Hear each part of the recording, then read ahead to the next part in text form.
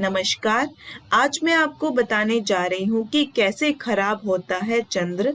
चंद्र से कौन कौन सी बीमारियां होती हैं, चंद्र खराब होने के लक्षण और उपायों के बारे में बताने जा रही हूँ। ज्योतिष में चंद्रमा के बिना कोई गणना नहीं की जा सकती, इसलिए चंद्रमा का ज्योतिष में एक प्रमुख स्थान है। वैज्ञानिक दृष्टिकोण से चंद्रमा गुरुत्वाकर्षण शक्ति और सारी पृथ्वी के जल तत्व को नियंत्रित करता है। ऋग्वेद में कहा गया है कि चंद्रमा जातक के मन का स्वामी होता है।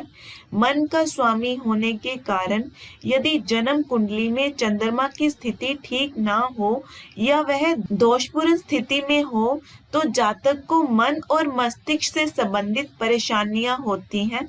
मानव का मन और भावनाएं चंद्रमा का ही क्षेत्र है। चंद्रमा माँ का सूचक है और मन का कारक है। चंद्रमा कर्क राशि का स्वामी है और वृष राशि में बेहद मजबूत होता है। वृश्चिक राशि में चंद्रमा काफी कमजोर होता है। चंद्रमा का संबंध पेट और हृदय के रोग, एसिडिटी, नींद, आलस्य, मानसिक स्थिति, फूल, सुगंध, चांदी, गन्ना, माता, जलीय, यात्रा और शासन प्रशासन से होता है। चंद्र और सूर्य दोनों राजयोग के कारक होते हैं। इनकी स्थिति शुभ होने से अच्छे पद की प्राप्ति होती है। चंद्र जब धनी बनाने पर आए तो इसका कोई मुकाबला नहीं कर सकता। जितने भी दूध वाले वृक्ष हैं सभी चंद्र के कारण उत्पन्न हैं।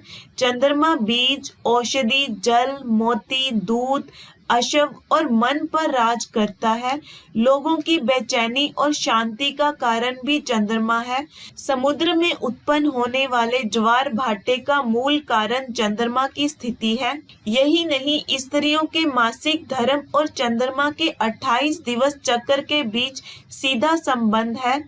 अब सबसे पहले बात करते हैं कि कैसे खराब होता है चंद्र। घर का उत्तर पश्चिम या जिसे वायव्य कोण कहते हैं, उसके दूषित होने पर भी चंद्र खराब हो जाता है।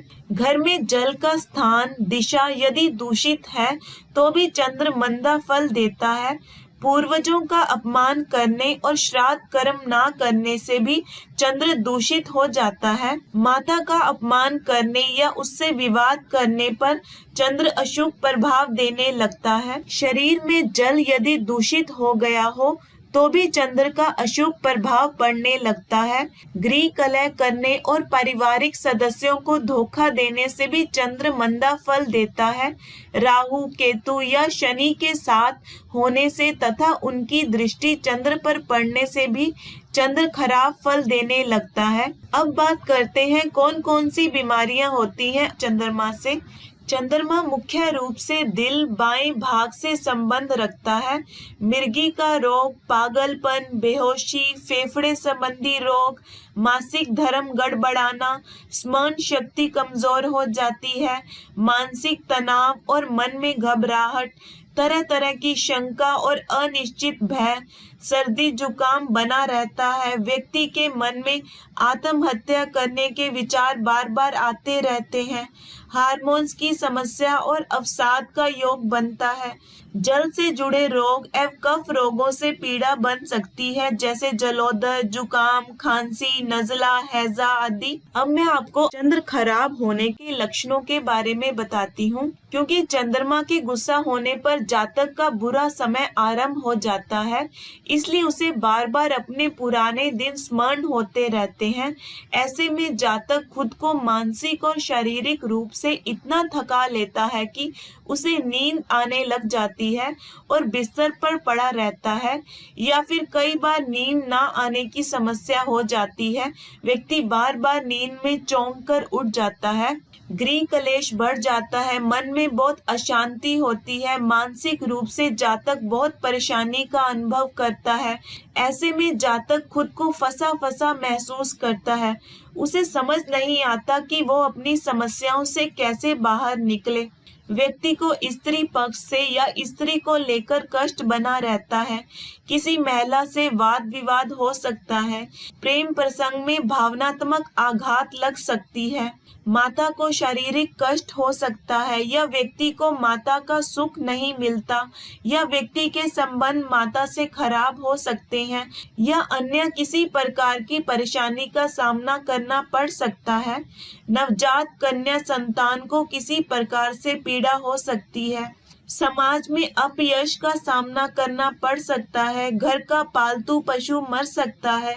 घर में सफेद रंग वाली खाने पीने की वस्तुओं की कमी हो सकती है या उनका नुकसान होता है, जैसे दूध का उफन जाना। अगर किसी व्यक्ति की बाईं आंख अचानक कमजोर हो जाती है तो उन्हें समझ जाना चाहिए कि उनकी कुंडली में चंद्रमा रुष्ट हो चुके हैं। यही नहीं, जातक की आंखों के पास कालापन भी दिखने लगता है, जो उसके बुरे समय और थकान को दर्शाता है। अगर किसी महिला पर चंद्र रुष्ट होते हैं तो उनके माहवारी चक्र में अनियमितता होनी शुरू हो जाती है। कहा जाता है कि चिंता करने से बाल सफेद होते हैं, जबकि बालों के सफेद होने के पीछे भी चंद्र देव का ही हाथ होता है। धीरे धीरे जातक को अन्य बीमारियां अपना शिकार बना लेती हैं और उनमें सबसे पहले आता है सिर दर्द होते रहना। इसके अलावा जातक के अंदर जल का अभाव व असंतुलन बना रहता है। उसकी त्वचा शुष्क हो जाती है। वो खुद को कमजोर महसूस करने लगता है। इस स्थिति में कुछ लोग तो जल्दी जल्दी पानी पीना आरंभ कर देते हैं। चंद्रमा के खराब होने पर पानी के साथ साथ पीड़ित के शरीर का कैल्शियम भी लगातार कम होता जाता है और उसके शरीर से दुर्गंध भी आने लगती है। महसूस करने की क्षमता समाप्त हो जाती है।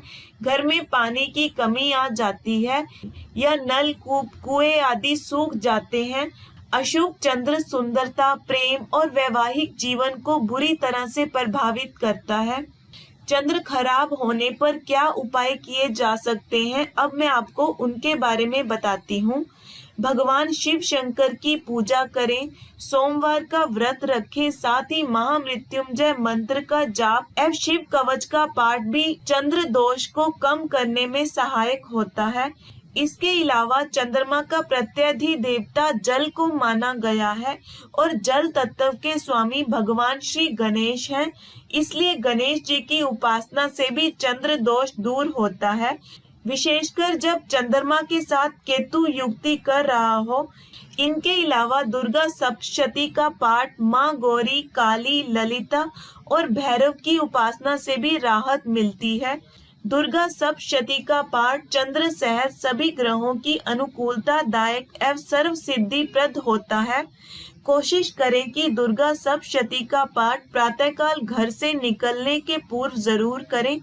ऐसा कहा जाता है कि यदि आप दुर्गा सप्तशती का पाठ नहीं कर सकते तो शिव चालीसा का पाठ भी प्रतिदिन करें तो चंद्रमा शांत होता है। क्योंकि चंद्र का दिन सोमवार होता है, साथ ही यह भगवान शिव का भी दिन है, अतः इस दिन कुछ खास उपायों को अपनाकर भी चंद्र के दोष को कम या सीमित किया जा सकता है। सोमवार की पूर्णमासी को शाम के समय चंद्र को अर्घ देने से भी चंद्र को मजबूत बनाने के अलावा इसके दोष में कमी लाई जा सकती है।